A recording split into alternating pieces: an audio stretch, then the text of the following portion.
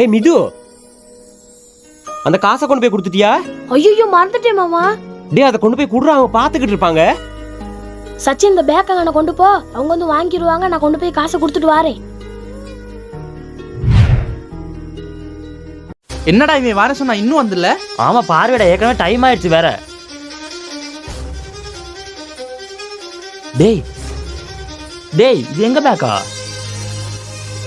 பைத்தியக்காரன் நீங்க இன்னைக்கு ஒரு அவரம் நின்று இருக்கோ, கொண்டாந்தா தர தெரியாது. இவ்வளவு பேசுறமே, ஏதாவது பேசுறான் பாரு, திமிரு பிடிச்சவன். வாடா பேக்க.